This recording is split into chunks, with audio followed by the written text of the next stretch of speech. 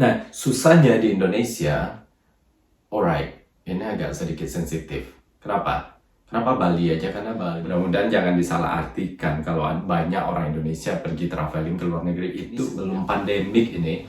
Datanya dari Barometer International Tourist Arrival by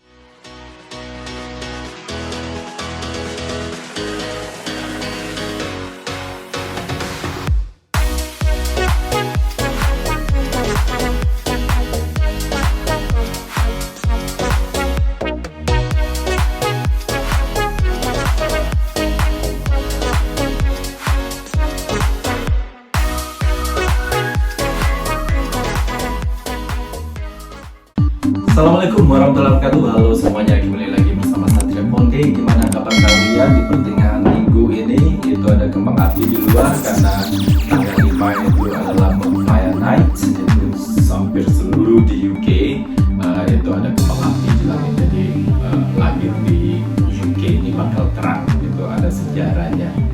Anyway, kita nggak bahas itu sekarang. Kita kembali lagi ke topik belak-belakan, topik hari Rabu. Ini mungkin bagi kalian yang tertarik bagaimana pendapat saya. Ini nggak ada unsur politik, nggak ada unsur apa-apa guys. Ini hanya sharing aja, sharing pendapat, you know. Bisa jadi saya salah atau riset saya kurang, tapi bagi kalian yang tertarik bagaimana menurut saya berdasarkan pengalaman saya tentang topik ini, yaitu tentang pariwisata. Right, saya confident membahas ini, percaya diri karena kalau secara ilmu pendidikan saya nggak pernah belajar pariwisata, tapi kalau masalah pekerjaan saya pernah di cruise ship, ya kan? Bagi kalian yang udah tahu, pernah di kapal pesiar di river cruise di sungai. Di situ ada hotel juga, ya kan? Itu aja sih kalau nggak salah yang saya bekerja, dan tentunya traveling. Jadi saya pernah sering bilang, bukan maksud menyombong sih, enggak, karena ada topik-topik aja maka saya mentionkan kalau saya itu pernah traveling mungkin udah lebih 60 negara sekarang ini.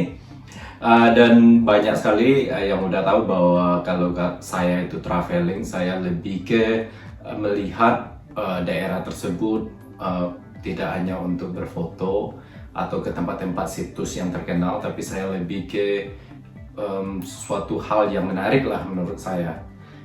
Ya terkenal juga seperti Eiffel Tower, terus ke Roma, ke Belanda atau ke London, semacam itu ya kan, ke California, LA, semacam itu. Ya saya tetap juga pergi sana karena penasaran, ya kan. Ya dari situ saya melihat bagaimana sih pariwisata mereka itu kok maju. Nah ini ada daftar dari negara-negara itu sekitar tahun 2020 ini, sebelum pandemik ini. Datanya dari Barometer International Tourist Arrival by Country of Destination. Jadi ini datanya berdasarkan orang yang datang ke negara tersebut, orang internasional. Basically bisa jadi itu bisnis atau turis segala macam, ya kan. Berarti negara itu salah satu link atau lumayan penting lah di bidang baik itu pariwisata, bisnis dan lain-lainnya. Makanya orang luar datang ke sana punya keperluan masing-masing. Right, yang pertama adalah Prancis. Kenapa Prancis ini? Ya Prancis kalau secara pariwisata udah jelas sekali, ada Eiffel Tower yang itu yang pertama harga jualnya. Yang kedua mereka ada fashion terkenal juga, ya kan, tempat shopping barang-barang branded, you know, yang populer. Terus banyak event-event seperti ya fashion show semacam itulah. Kemudian makanya saya nggak kaget sekali sih nomor satu Prancis karena Eiffel Tower, apalagi orang-orang yang dari Amerika terus dari Asia itu karena mainstream banget, jadi mereka pengen banget. Termasuk saya dulu, saya pengen ke Eiffel Tower bukan karena sesuatu hal yang saya pikir spesial, enggak, tapi karena ikonnya itu, you know, karena mainstream, ya sering kita lihat di film, di berita, bla bla bla. Paris. Padahal kalau boleh jujur cuman basi tonggak gitu aja ya. Anyway, kita nggak jelekin Prancis, yang jelas kota romantis dan orang-orang tertarik itu kenyataannya begitu, terima nggak terima, so orang tertarik ke sana. Yang kedua Spain. Nah, Spain ini karena jelas sekali karena cuaca itu pasti. Karena pendatang dari Spanyol ini hampir mayoritas itu orang Eropa yang pergi holiday ke Spanyol. Mereka punya pulau-pulau yang dekat Mediterranean, misalnya, pokoknya cuacanya lumayan menjanjikan karena di Eropa ini orang kan suka kena panas ya, karena seperti di England aja nggak jelas status cuacanya karena hujan badai, apalagi yang dari Rusia. Jadi mereka lebih cepat ke Spanyol, mungkin bisa 3 hari ke Spanyol ya kan, berlibur buat 3 hari aja, terus bulan depan datang lagi, seperti Balinya bagi orang Australia. Begitulah Spanyol ini bagi negara-negara Eropa di sini. Kemudian United States, jelas sekali banyak sekali keperluan orang di United States. Film, saya nggak harus jelasin lah ya. Ya tentunya turis juga di sana. Cina, Cina nomor 4. Cina besar sekali. Kalau menurut saya ini udah pasti bisnis kebanyakan, dan budaya Cina juga banyak orang yang senang dengan budaya Cina karena banyak sekali Chinatown, kampung Cina di mana-mana di dunia. Banyak yang penasaran untuk melihat Cina seperti apa sesungguhnya. Tapi kalau menurut saya ini banyak sekali bisnis ke Cina, Kemudian Italy, ini udah ya prediksi saya juga. Turki juga. Nah, nomor 7 ada Meksiko. Meksiko ini tahu nggak kenapa mereka itu populer? Itu program mayoritas itu dibikin oleh orang Inggris dulunya, yaitu all inclusive. Jadi mereka menyediakan seperti tempat resort. Itu kita bayar di sini misalnya 1 minggu kita bayar 10 juta. Udah kita makan di sana gratis, kita minum apapun di sana, bagi yang minum alkohol juga gratis, orange juice, dan resortnya wow, kayak kolam renang, dan cuaca juga menjanjikan di sana. Dan kalau mau 2 minggu misalnya 30 juta, pokoknya tarifnya jelas gitu loh. Jadi banyak sekali paket-paket holiday di Eropa ini ke Meksiko. Pantainya juga bagus, pantainya putih. Ke Meksiko mereka saya udah pernah ke Meksiko. Jadi kalau saya ke situs-situs yang di Mexico City atau tempat-tempat yang bersejarah itu nggak terlalu banyak turis. Turis itu banyak di resort-resort di tempat paket holiday. Okay? And then setelah itu adalah Thailand. Here we go.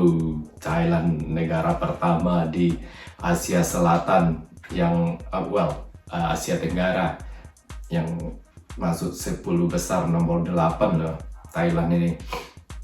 Ya, nggak usah dijelasin lagi. Yang pertama orang mikir murah, yang kedua kebebasan di sana. Ya, Ladyboy juga terkenal di Thailand, tapi tempat-tempat situsnya juga bagus kan, pastilah banyak yang tahu tentang Thailand. Orang Indonesia pun juga tertarik pergi ke Thailand. Anyway, kita lanjutkan ke Malaysia. Here we go. Malaysia nomor 14. Indonesia di mana? Well, saya bukan karena Malaysia ya, karena saya bilang Indonesia karena Malaysia dekat ke Indonesia, makanya langsung pikiran saya Indonesia di mana gitu ya kan. Anyway, Malaysia ini strateginya lumayan bagus. Pertama, penerbangan ya. Harga penerbangan ke Kuala Lumpur, hampir mayoritas turis atau pelancong atau orang Indonesia sekalian itu lebih memilih terbang ke Malaysia karena persaingan harga ke Malaysia, bahkan ke Thailand pun jauh lebih murah Malaysia. Nggak tahu ada apa itu. Ya benar-benar saya nggak tahu. Dan yang tentunya bisnis juga di Malaysia, ya pastinya turismenya. Malaysia itu gempar-gempar banget mempromosikan pariwisatanya. Dan setelah orang eh, mancanegara atau orang Eropa ke Malaysia itu mereka nyaman di sana dan mereka explore ke tempat-tempat di Malaysia. Saya kurang tahu juga sih, saya seringnya ke Kuala Lumpur ya kan, tapi ada kayak Langkawi macam itu, beautiful juga di sana. Belum pernah saya sih. Jadi Malaysia nomor 14, so well done Malaysia. Wow. Kemudian Vietnam nomor 22. Nah, Vietnam ini saya sangat menarik sekali ini. Tertarik banget. Vietnam kenapa? Oke, kita lihat Indonesia nomor 28. Oke, nomor 28 ini Vietnam yang dulunya kalau nggak salah di belakang Indonesia. Pertama, di Vietnam murah sekali, jauh lebih murah dari negara mayoritas negara di dunia. Itu satu. Yang kedua, tempatnya udah mulai dieksplor layak untuk turis dimanapun. Jadi kemanapun kita di Vietnam itu udah standar turis, baik itu pengelola dari hotel, dari resort, dari tempat atau Pemda atau segala macam itu udah turis friendly. Dan Vietnam juga mempunyai keunikan tersendiri.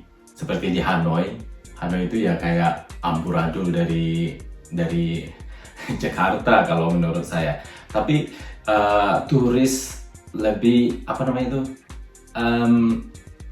mencari sisi sesuatu yang unik malah di situ. Di situ keunikan jadinya.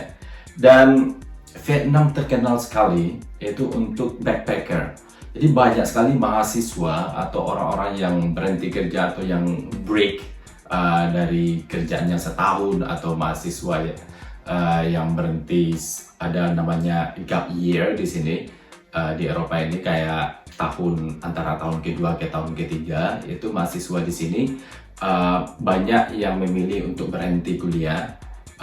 Mereka ada gap year, mereka pergi ke traveling ke dunia atau menurut kesenangannya masing-masing. Jadi banyak sekali mereka pergi ke Asia karena lebih murah.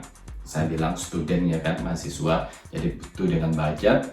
Habis itu mereka balik lagi ke UK terus sambung kuliah gitu.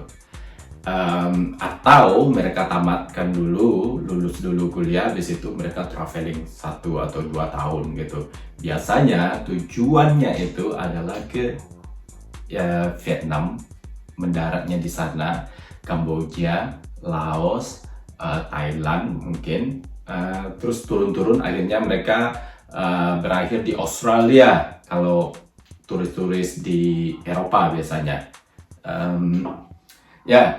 Jadi Vietnam ini salah satu incaran yang udah pastinya murah sekali, dan alamnya Vietnam juga bagus. Promosi, kalau menurut saya Vietnam nggak terlalu mempromosikan seperti negara lain kalau boleh jujur. Di iklan-iklan turis itu jarang kita lihat Vietnam visit Vietnam atau wonderful Vietnam, Asian-nya Vietnam ada mungkin ya, tapi nggak terlalu terkenal karena intinya orang tuh melakukan riset sendiri untuk mengunjungi negara tersebut. Dan saya yakin ini memang standar dari fasilitas untuk turis di sana, informasi kita karena saya udah beberapa kali di Vietnam, informasinya juga mudah dicari, dan kita nggak kayak kalau di negara-negara lain itu kayak disodor-sodorin barang terus mereka ngambil keuntungan 5-10 kali lipat. Di Thailand juga kayak gitu, tapi di Vietnam nggak ada guys, berdasarkan pengalaman saya ya. Mereka kalau nyodorin barang ya namanya mereka berikhtiar ya, kalau nggak suka ya udah mereka balik gitu loh. Itu di Vietnam, jadi nggak ada yang ditawar-tawar gitu kayak tour 1 hari misalnya ke pulau-pulaunya itu udah jelas semuanya, ini ke tempat lain ya pokoknya nggak ada nego-nego, nggak ada yang membujuk-bujuk kita gitu. Itu di Vietnam itu bagusnya kalau menurut saya suka juga Vietnam, tapi makanan saya nggak suka.